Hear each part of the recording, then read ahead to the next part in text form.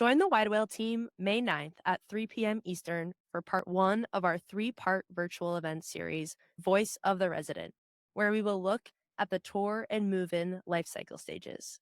We've built a data set of 400,000 Google reviews from residents of hundreds of top multifamily groups, including the NMHC Top 50. Using AI and topic sentiment analysis, get a unique perspective on resident preferences. Go to widewhale.com/data to sign up or find it on the revised community. That's widewhale.com/data. Hi there. Today's episode of the Maintenance Mindset podcast is brought to you by AppWork. Now, AppWork is more than just business intelligence. They're actually a advanced maintenance operations organizational machine. They have digital make-ready boards, gamification, the ability for a maintenance technician to actually work in ranking and in standings of their property and others around.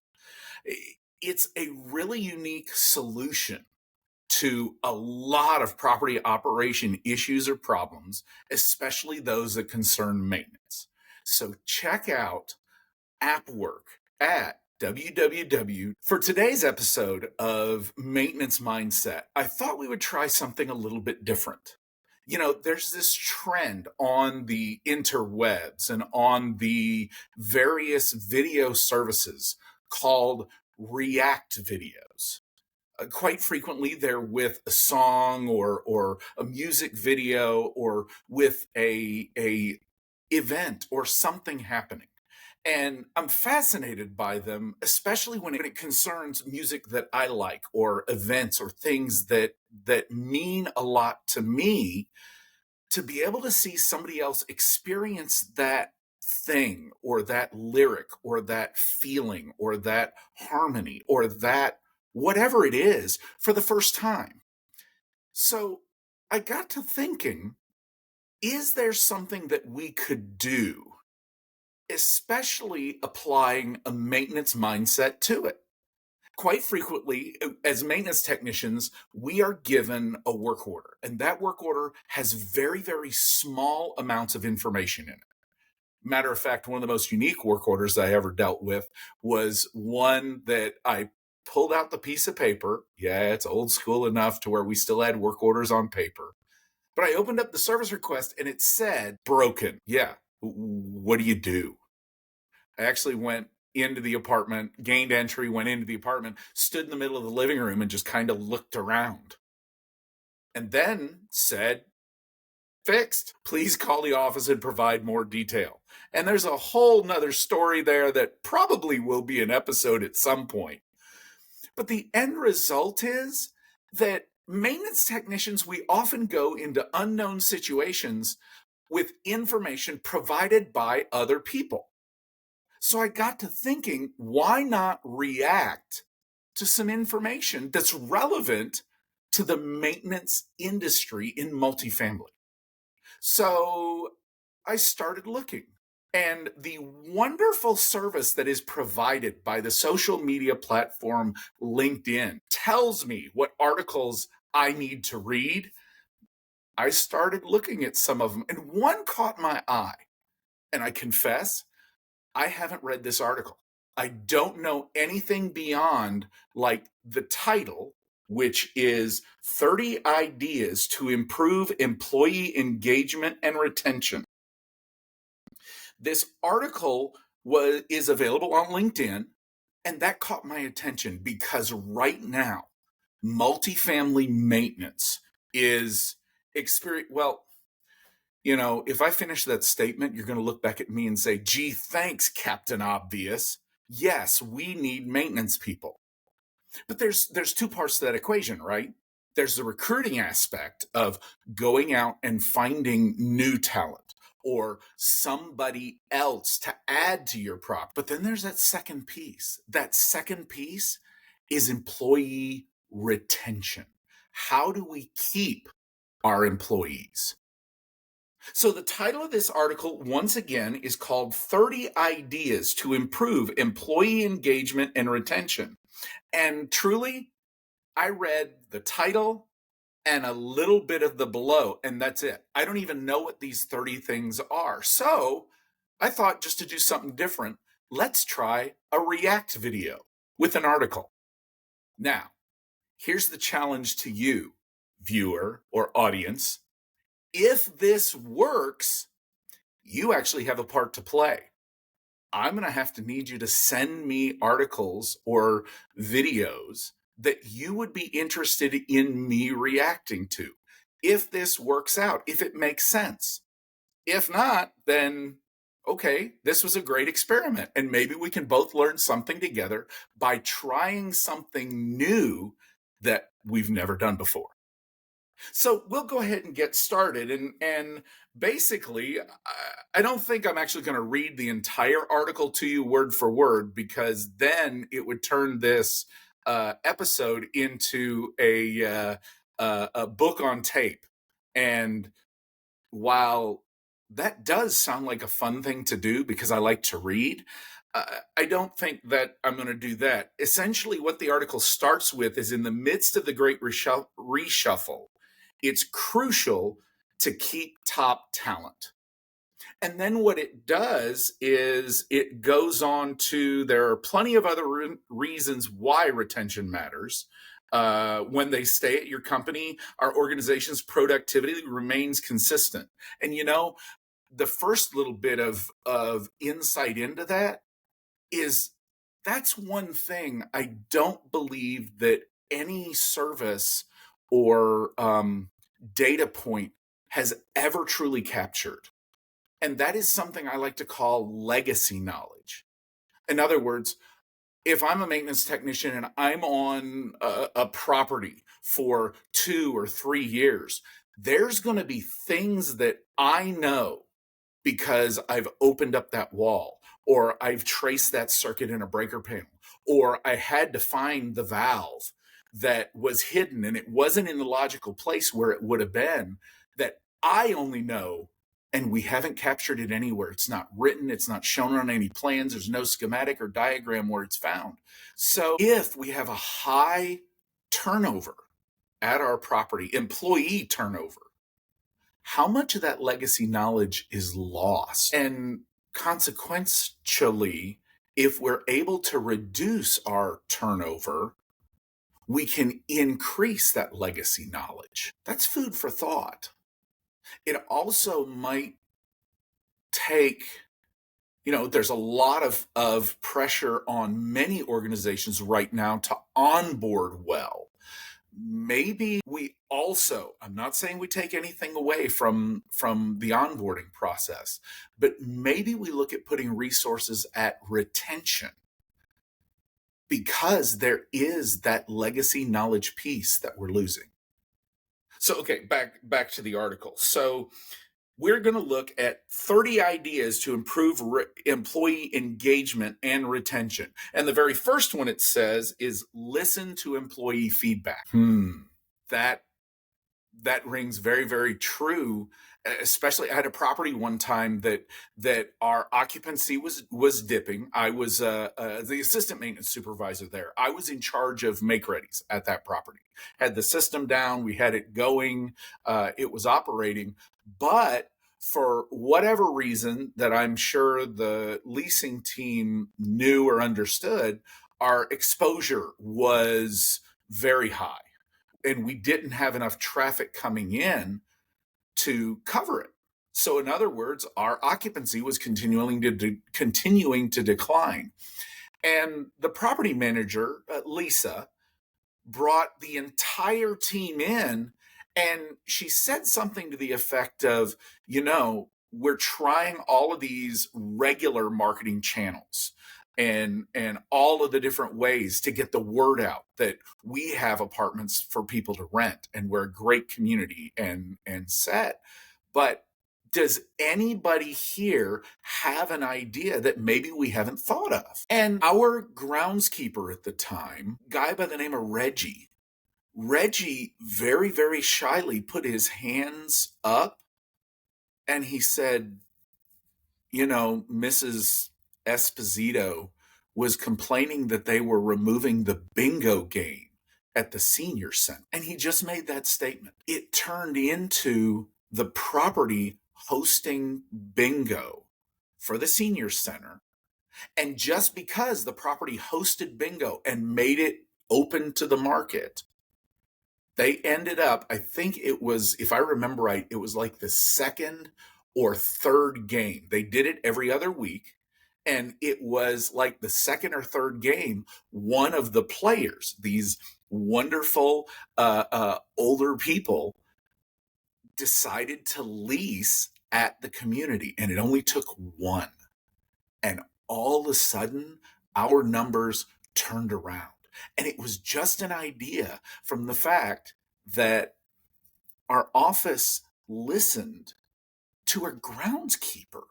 So he felt confident enough to actually say something. And not only that, he was valued enough that the property manager actually turned that into action. And he was so proud when those numbers came up. The next month, 2 months later, in our meeting, Lisa had a little trophy, occupancy hero, made for it. So just listening to that feedback was a huge thing for Reggie, and it was absolutely amazing. Okay, the second one says, create an inclusive work environment where everyone feels like they belong. I kind of think that goes along with the very first one of having, giving everybody a voice. And the article says, the very next line says, nearly half of Black or Latino employees have quit a job because they've experienced or witnessed discrimination at work. And okay, I can understand that. My mind went somewhere different. An inclusive work environment ensures that we are all seeing the way that each other work, regardless of taking all the demographic information out of it. I'm actually interested in or curious, and my mind goes to the inclusive work environment differences between maintenance work and office work. During during the pandemic, there was a lot of offices that were able to close down. And yet the maintenance team still had to show up for work. They still had to go in. And I remember being maintenance and having a maintenance technician come to me when I was the director of maintenance, come to me and he says, I'm not going into that apartment, and you can't make me go into that apartment. My grandmother is living with me right now, and I can't go into that apartment. And if you force me to go in there, here's my keys. So do we have an inclusive work environment that includes the way other people's jobs have them work? Just that remote versus office environment. Because let's be honest, maintenance workers, we can't work remote. There's no way to run a plunger over a Zoom call. It just doesn't function that way. All right, so the third one is flexible working arrangements. I've got this idea. I don't know how we can do it, but flexible working arrangements, I wonder if it would be a good idea for a management company to try turning apartments overnight. I mean, stick with me. I mean, the very first thing is, yeah, but what about the noise? Well, how much noise is actually required to turn an apartment, to get an apartment ready? It may vary community by community, but ultimately, the majority of it is like running water, changing parts. And on a lot of our appliances and things that we're changing parts on, they're just held in place by screws or nuts or bolts. In other words, we're not beating or pounding things with hammers. We could go in there and roll paint. Yeah, I know a pressure sprayer or a paint sprayer does have some noise associated with it, but I wonder if that maybe could be investigated for a flexible working arrangement. Maybe that would help our college age people or people going to school, or maybe if there's a part time position, somebody who would be interested in going from full time to part time. Just something worth following up. Pay your employees fairly. That's a big one. I can't tell you whether you're paying at market rate, above market rate, below market rate for what you have at your property, for what we all have at our property. I do know that statistically speaking, based on a survey that NAA did several years ago, the rate of pay for maintenance workers had not kept up or kept pace with other related industries. Now, this was about 2017, 2016, if I'm remembering the date on that survey. But I can tell you that right now, all employees are looking to comparable or related industries. And by that, I mean, it's my understanding we have a state that now has entry level fast food workers that are making $20 an hour. And I got to be honest, if I was living in that state and I was working entry level, maybe even a little bit above entry level job, and I was not making $20 an hour based on that, I would look very, very seriously at that wage. Recently, I attended a session that looked at generational drivers, and the our younger generations, generally speaking, widespread stereotype is they will make a change for money, irregardless of the benefits or the bonuses or things like that. So that becomes a challenging thing. It is something that needs to be looked at, the rate of pay. And we can't just continually compare it to other maintenance technicians in our areas. In other words, like the same way that we do rent comparisons between our property and the property across the street, we can't do salary comparisons between our property and the property across the street. Not when HVAC companies, plumbing companies, tradesmen, those wages are continuing to rise. And if we don't keep pace, there are other opportunities out there. All right. So the next one, give one-time cash incentives. You know, early on in my career, I came up with a solution to a problem. We had a drain line issue. The building was settling and it was breaking a drain line. And I had an idea at this property on how we could repair it in-house as opposed to calling the plumber. And if I remember right, the cost for doing the repair from a plumber was $300, $250 to $300. That's what it was.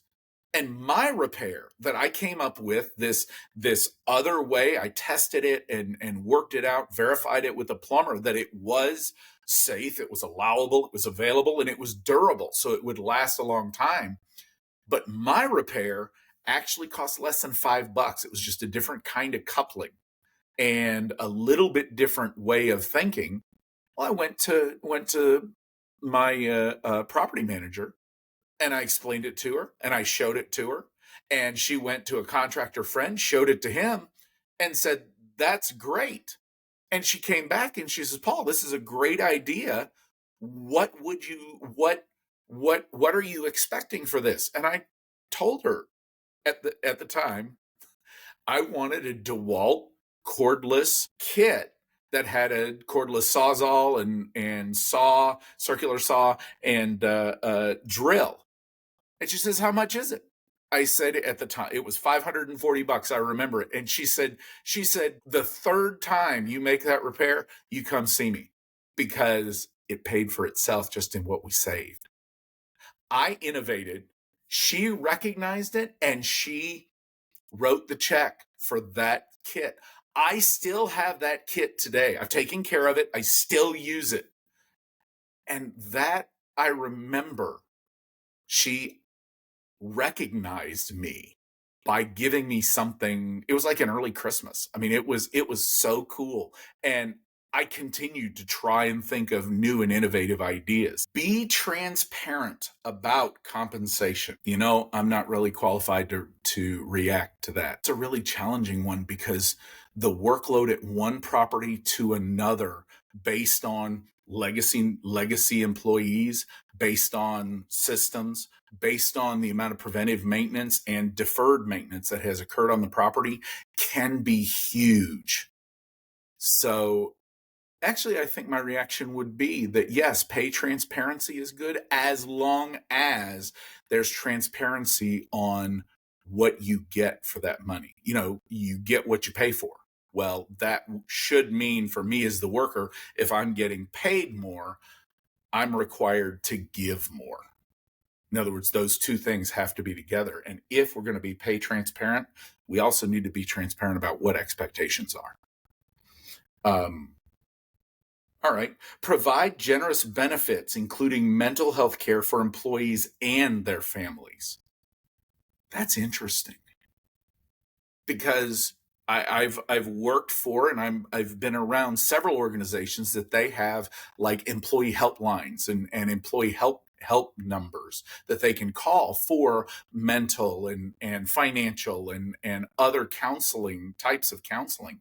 But I'm not aware of it being extended to beyond them. One other reaction to that is, which goes into the benefits, a lot of apartment management companies provide discounts for their employees. What about for their employees' children or immediate family? That would be very interesting to contemplate or to see. Support working parents by offering childcare benefits.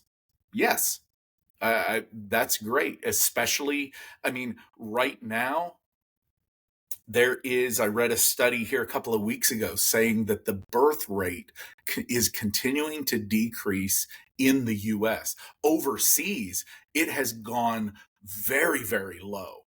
As a matter of fact, that article went on to say that our birth rate is below replacement, meaning that on average, for a two-parent household, you are having less on average than two children. That's a scary thing to think through. All right. When recruiting, be realistic about the job up front. Yeah, I think that goes exactly back to pay transparency with setting expectations. I think that's the only fair way that a pay transparency thing can happen. And I do agree that the full listing of the job up front, that might be a good opportunity for a stay interview question. We do exit interviews, and I really like this idea of a stay interview to where we ask questions about, okay, you're still here. If I'm the leader and I'm talking to the employee, you're still here. We begin to ask questions like that. Like, what about the job you're doing today is different than what you understood your job description to be last year, or whatever time frame we want? That would be an interesting thing, especially if we are an inclusive and idea diverse workplace. That way we can have that conversation. This episode is brought to you by Wide Whale, the reputation partner for BH, Avenue 5, Trilogy, and more. Join Wide Whale on May 9th at 3 p.m. Eastern for event number 1 in our 3-part virtual event series, Voice of the Resident. We will be looking at in-depth topic and sentiment analysis from 400,000 Google reviews from residents of the largest multifamily groups, including the NMHC Top 50. Throughout the series, we will report on resident preferences and trends found in reviews by life cycle stage, retention, residency, and for our first event, tour and move-in. You'll leave with insights to optimize your operations, creating better resident experiences and driving better reviews. Put your dollars to work in the right places. Hear it directly from the source, the words of 400,000 residents. Go to widewhale.com/data to sign up or find it on the revised community in virtual events. Attend live or watch on demand. That's widewhale.com/data. Create a strong first impression with your onboarding program. This article is about retention, but this point says a first impression with your onboarding program. That does bring up something. A lot of management companies, a lot of employers, they give swag, they give branded wear to where you get a shirt with your name on the side of it, or a nice thermos, a coffee mug, or some other swag like that. And you see, as a remaining employee, I see my new coworker get the really cool thing that would be awesome. Hey, I've been here.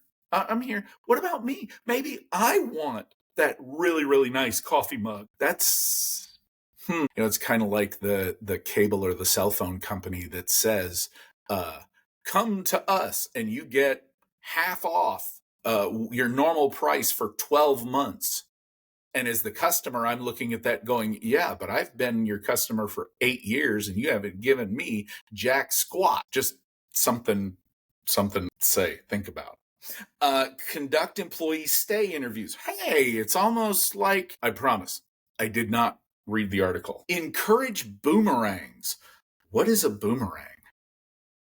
Even if an employee is leaving, you can always urge them to come back with a positive exit interview. Okay. So in other words, you accept the fact that somebody has left for maybe a different opportunity. Maybe they are a maintenance supervisor that is experienced enough and they're ready for that regional level promotion, and your company doesn't have an opening there. So they're taking an opportunity at a regional level. They're cycling up. That's an interesting thing. Mary Gwynn, the People Experience podcast, she and I have had a couple of conversations about how novel it is that her management company, I've heard her talk about this on her podcast too. They actually celebrate when their employee leaves their company. And I've never heard it called a boomerang, but that makes sense as being a really neat way to do it. And the other thing that would do is when people ask, to where if I've left an organization, and I'm active on LinkedIn, that's the only social media I'm active on. But if I'm active on LinkedIn and they see I left an organization, I've had people reach out to me and ask me, what was it like working for that organization? And that last impression I've got to think it leaves an impression on what I'm going to tell this potential employee for that organization. That's a neat way to go. Promote internal mobility. And I'm assuming that the article is talking about, let's see, there's a number here. LinkedIn data shows that employees stick around 41% longer at companies that have strong internal mobility programs with employees compared to those that don't. Another conference session, or maybe it was a podcast I was listening to, talked about, instead of having a career pathway or a career line that you go into, think of a career like a lattice. In other words, instead of going from entry level, position 1, position 2, position 3, assistant, supervisor, manager, director, up that linear straight line. What if you go entry level 1, 2, wait a second, I'm not sure I like this. What if I go back to entry level of this other thing over here and then start 1, 2, 3, 4? It's not what I designed for. Let me go back to 3 of the first line. So in other words, I'm wondering if in maintenance we could come up with a way to help in that lattice concept instead of a singular career pathway. That's interesting. Establish career development plans so employees can chart clear paths to growth within the company.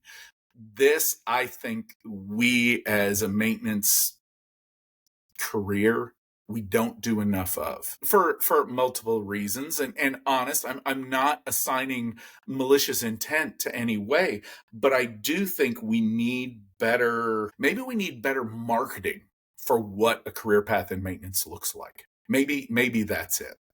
I'll have to talk with some of my marketing friends. Maybe we've got that. Create plenty of opportunities for upskilling. Okay, we finally got into one that I really truly think that maintenance does right. If somebody wants to grow, all you need to do is go get a different work order, something that you've never done before, and then ask one of your other maintenance technicians to mentor you or walk you through or help with that.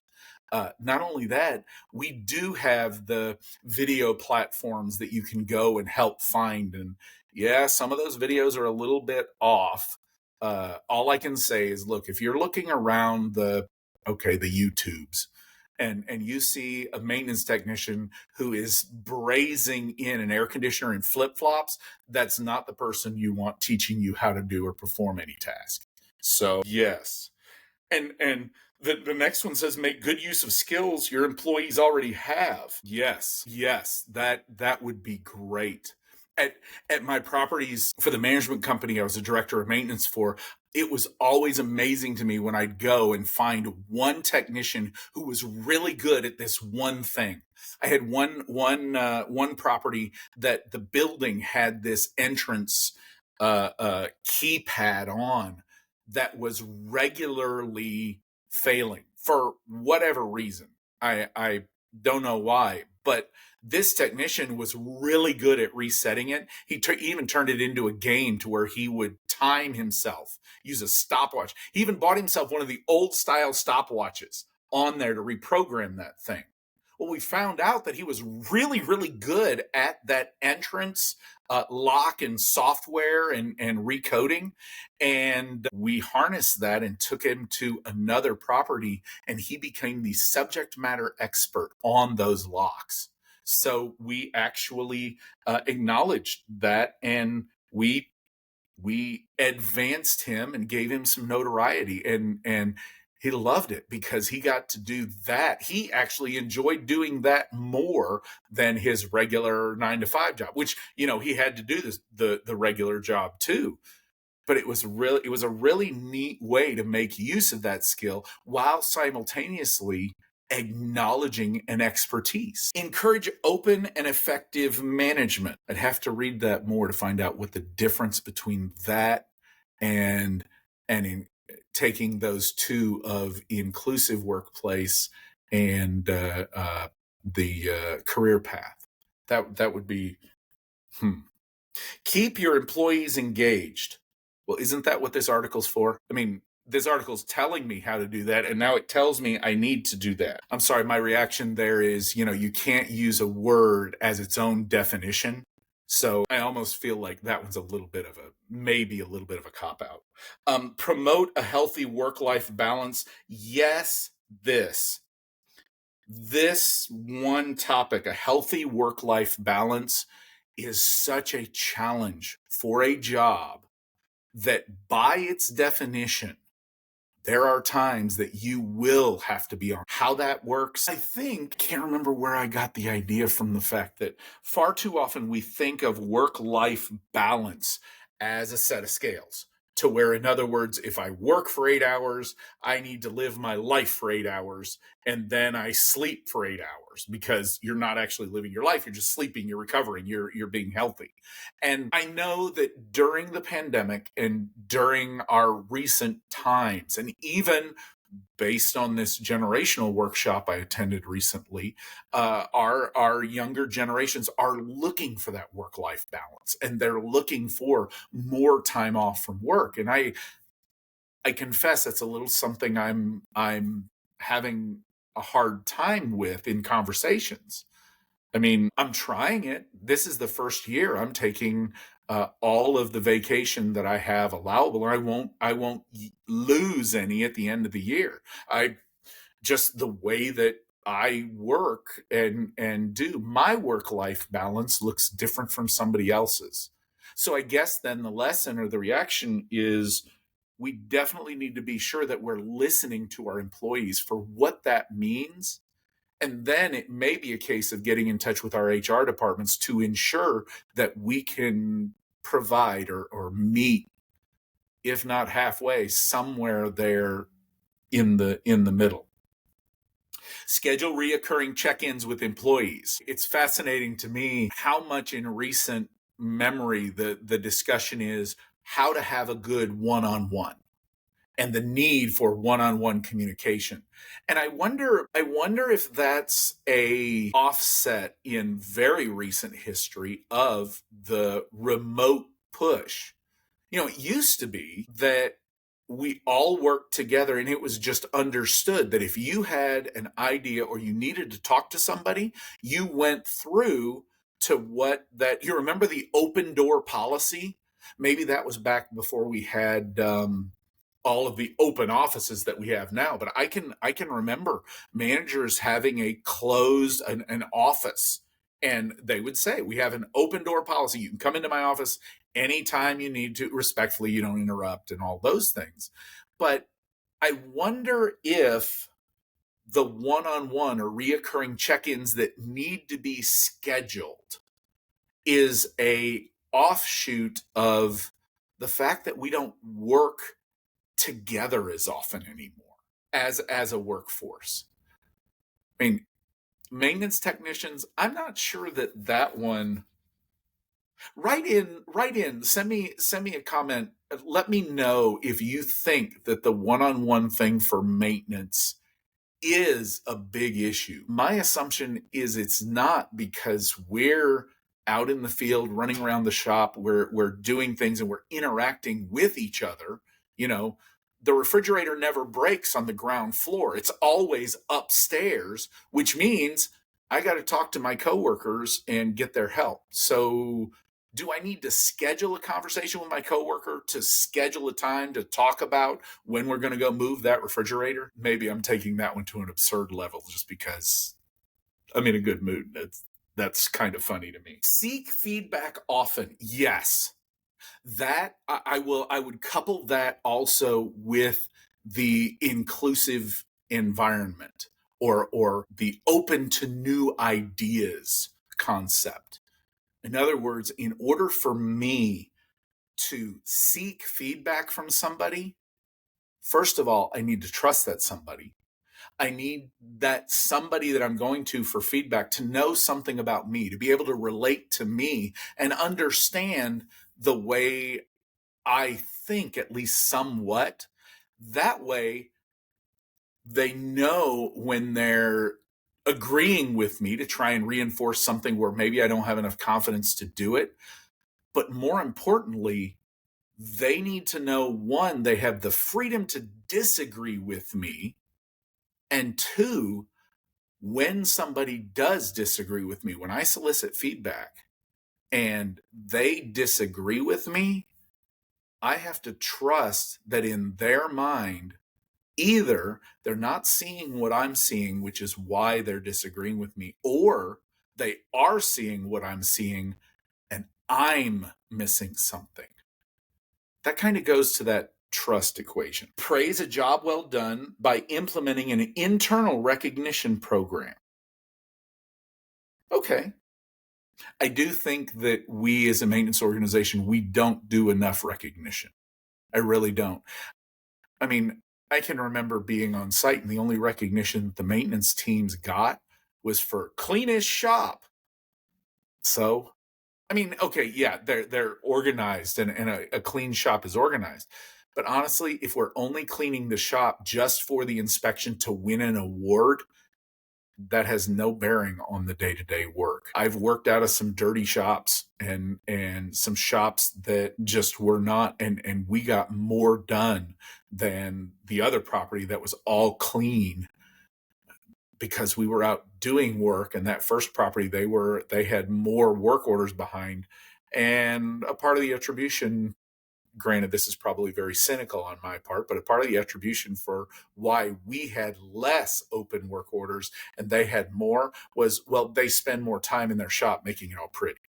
We're working out of ours. I know, cynical old guy, gray hair. Yes, I get it. Offer a sabbatical. Years ago, I worked for a management company that it was 10 years. At 10 years, you got to take, it was 9 weeks. No, it was longer than that. You got a 12-week paid vacation to where you were gone, paid. You could go do anything you wanted for 12 weeks, and it was paid.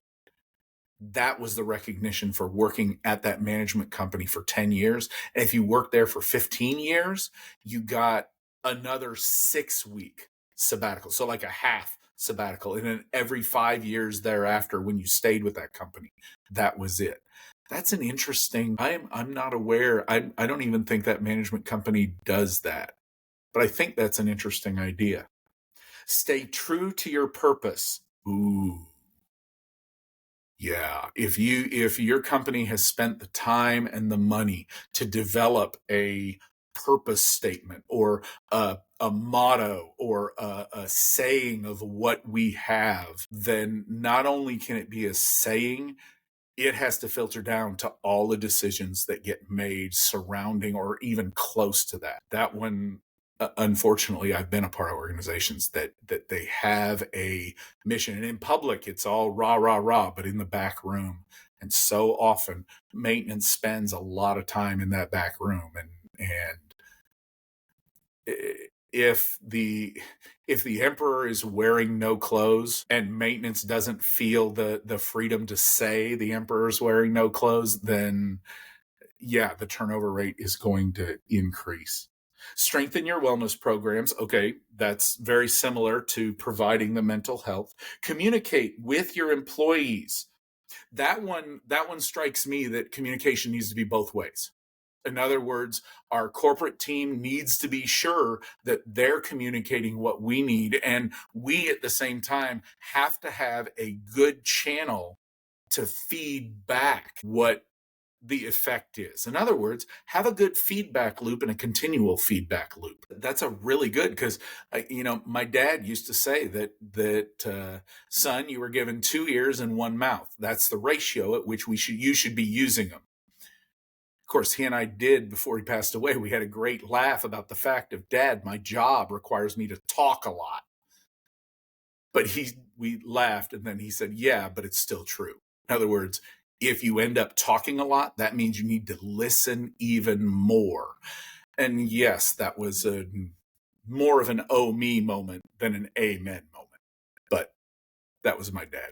That was what he did. It was really cool. Create connections among employees. That I think is something that we struggle at. Meaning maintenance side at the site level, to create meaningful connections. Partially because of that, I think, because of that on-call piece. We go to work, we get finished, and when we get off, if I'm not on call, the last thing I want to do is be reminded of on call. There's something about the tradition overseas. It's my understanding that your neighborhood pub is a group of friends that you get to know, and they get to know you. And I wonder if in our modern world that is so digital focused and disconnected from each other, I wonder if we've lost that sense of interconnected communication. My question is, what role does the employer play in fostering, in creating those connections? And how far should an employer go in that role? Or is it maybe that the employer gets out of the way? That one, I think I'm gonna highlight that one to do some more thinking on it, because that's a curious one, an interesting one. All right, let's see here where it is. My tablet, my little tablet here that I've got the article on it. Froze for a second. Offer unlimited PTO. I'm sorry, my gut reaction to that one is I dare you. See what happens. It I honestly, granted, I think it's wonderful, it's great. I just don't see how that could work. I really don't. Not for right now, how absolutely essential it is that we have a certain number of maintenance teams on site at all times, or we are falling behind and the building is falling in disrepair. And yeah, I don't know. That would be awesome, but I don't know. Last, be empathetic. So we're number 30. Last is be empathetic. And so this article, that's interesting. The article, there was no author attributed to it on my little download of it here. The last one was be empathetic. You know, from a maintenance organization, I do think that is a good instruction, but I think one piece that as an industry we are and continue to fail at is, okay, that's a great sentiment, but the question is how? What does empathy look like, both from a maintenance organization, and how does a worker show empathy? And of course, in training, that means, or if we're going to train people to do that, that means we need to have people in those roles, and it's a development process. So that means we need to focus on it. We've got to have a program that goes and does it to make that happen. It has to be a big enough priority for it to take time. That was an interesting article. There are a couple of things there that I really want to revisit and think through again, especially on how they apply to maintenance. Well, I hope you enjoyed our time together today. Let me know what you think about the React thing. And if there are other articles you'd like for me to see about, send a message at Multifamily Media Network's website. And yeah, that would be interesting. I'm not sure I could do the music videos though. I kind of have weird eclectic music tastes, but I'm sure that's an episode for another day because this one has run a little bit long. I do want to thank you for joining me today on the Maintenance Mindset. My name's Paul Rhodes, and today's episode was hosted by AppWork. They have a really cool product. I got to actually play around with it, and some of the data that they come up with, it's really cool what they're tracking. One of the most unique things that we got to see was the ability that you could restrict or direct work orders by trade. Meaning, if you had a maintenance technician that was really strong in air conditioning, you can direct, it's my understanding, you can direct all the air conditioning or the majority of air conditioning work orders, those service requests going to that technician. You could also restrict it to where if you have a technician that you absolutely don't want working alone on air conditioning, then they never see those work orders. It's really kind of a neat and insightful platform. I was very impressed by the demo that we had. So check out AppWork at www. And thanks again for joining me, and I'll see you somewhere.